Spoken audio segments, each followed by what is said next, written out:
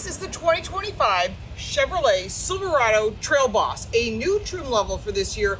Plus you got 4 engine choices, lots of different features you can choose depending on the trim level, what you're using this truck for. We're gonna take a look at this truck both inside and out, take it for a test drive, and in the end, we'll give you our pros and cons, the competitors, and the price, so stay with us. We'll be test driving the Trail Boss Diesel, which is a 3-liter diesel. We'll give you some more details on that in just a moment. The exterior color of our test car is Cypress Gray. There are 9 different trim levels available on the Silverado. The Work Truck, Custom, Custom Trail Boss, LT, RST, LT Trail Boss, ZR2, LTZ, and High Country. These trims are designed from a basic work truck or all the way to off-road capability, and you can also get the luxurious top-of-the-line variant if that's what you want. Our test vehicle is a Trail Boss that can be hit with any of the 4 non-diesel engines as well as a diesel.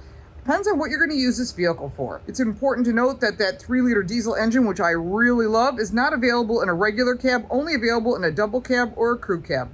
Our test vehicle rides on 20-inch black aluminum wheels with all-terrain tires. Of course, there are different tire sizes based on which trim level you want and what you're going to be doing with this truck. Exterior changes really aren't much when it comes to the Chevy Silverado for 2025, but there are a lot of aftermarket accessories you can get at the dealer. Put that into your lease or your purchase. I really like the Z71 package. It looks really cool. The Trail Boss is really a nice looking vehicle, and it looks pretty muscular as well. And if you're towing something, diesel's the way to go. Warranty is 3 years, 36,000 miles. Coming around to the back, you got the Silverado logo and this really nice shaped exhaust system. Of course, you got everything for towing. The Class 3 hitch and all of your connections are right here. Makes it a lot easier than having to put it in afterwards. And then you have the LT logo. One of the things that Chevrolet has moved from the GMC trucks is this multi-tailgate.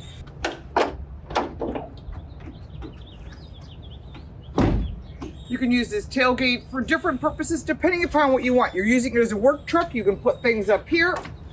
You need the full tailgate down, you can use the remote or you can press the button. This is a fully protected tailgate, and you can buy this cargo cover from the dealer, have it installed, or of course you can buy it aftermarket. There are a lot of different options you can get when it comes to the tailgate, whether you're tying something down, you want to use it for towing. It looks like someone uses to move quite a bit of dirt. Under the hood are 4 engine choices. The 2.7-liter turbocharged engine that has 310 horsepower and 430 pound-feet of torque with active fuel management backed by an 8-speed automatic transmission gets 19 miles to the gallon combined. Our test vehicle is the 3-liter 6-cylinder turbocharged diesel with 305 horsepower but 495 pound-feet of torque backed by a 10-speed automatic transmission, and it gets 25 miles to the gallon combined. The 5.3-liter V8 engine has 355 horsepower and 383 pound-feet of torque. It has dynamic fuel management backed by a 10-speed automatic transmission and gets 15 miles to the gallon combined.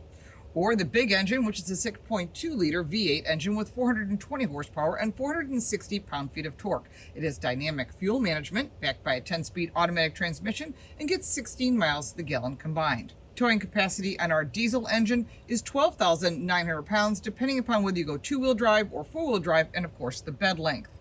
Of the 4 engines, if you're towing, torque is the way to go, and 495 pound-feet of torque makes the diesel the best choice.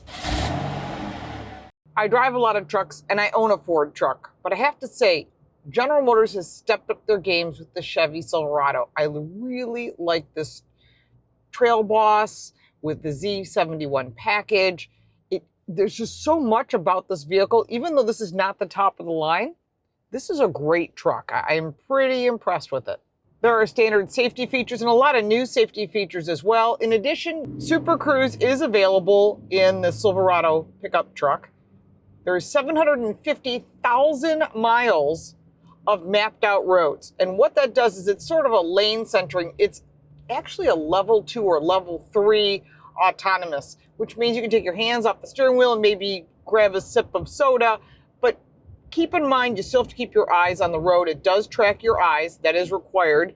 And in addition to that, it does do exits for ramps, it'll do lane changes, it does a lot of great things, and I think it's one of the best systems on the market. Everybody's chasing it, But of all the different brands, the Super Cruise really is a nice system and well sorted out. Driving this vehicle around for a week, you really get to get an experience for what the Silverado is all about. The 13.4-inch center screen is excellent. It's smooth. It is hoodless, which I really appreciate because GM used to hood everything.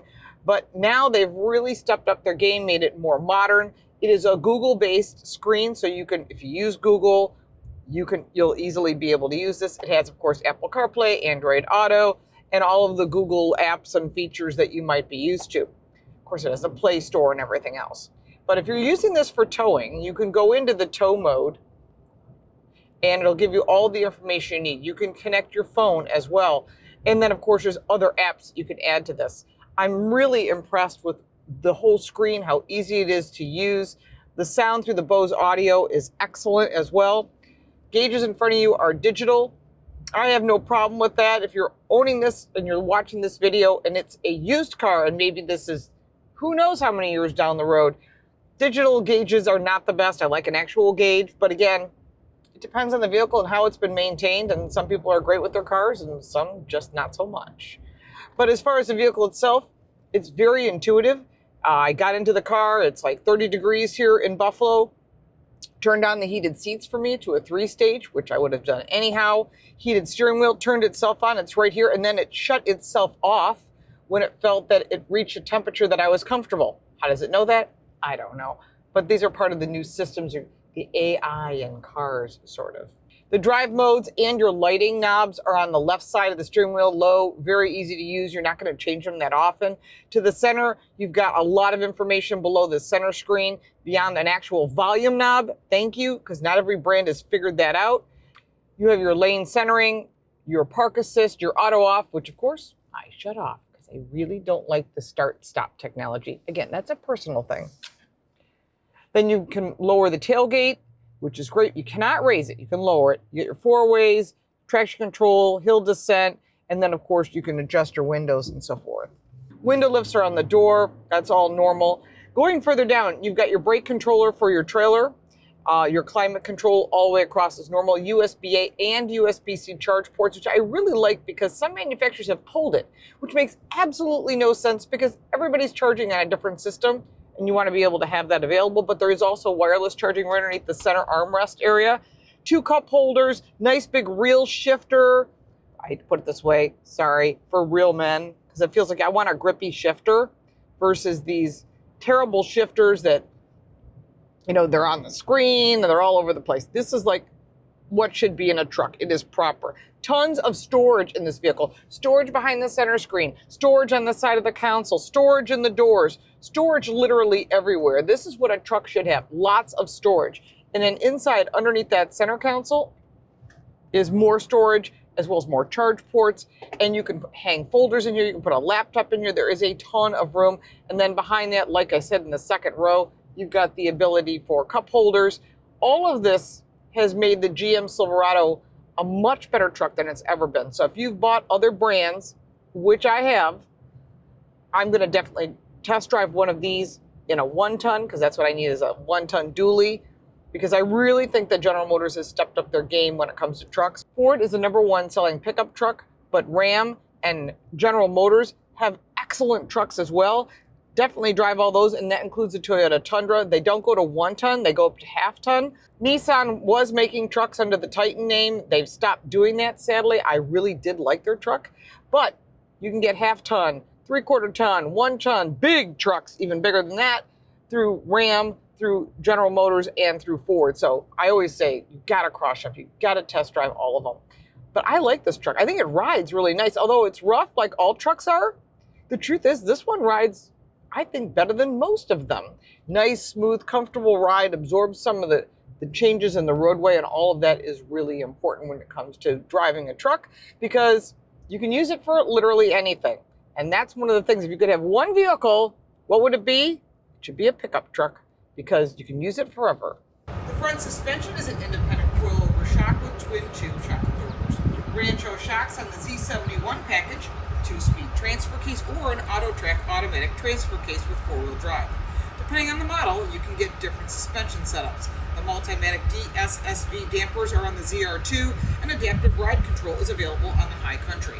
The rear suspension is a solid axle with semi-elliptical, variable rate, 2-stage multi-leaf springs, twin turbo shock absorbers, Rancho shocks on the Z71 package, and again, that 2-speed transfer case. It all depends on which combination you buy, because whether you're off-roading or you're trailing, the Silverado has a lot of different choices. The Silverado Seats 5 in our test vehicle has vinyl seats, but it does have power lumbar, which makes it very comfortable, leather-wrapped steering wheel, as well as heated seats. There are 2 different 3-stage heating settings, whether you want the full seat heated or just the back.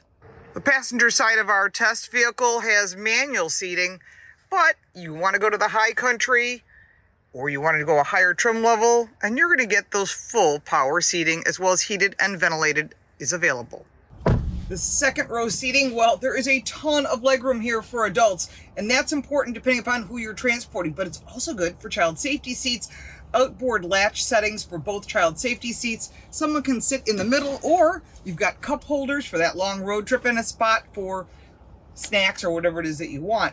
Vents behind the center console, USB-C, USB-A, and 2 cup holders that are behind the center console, which is pretty standard on most trucks.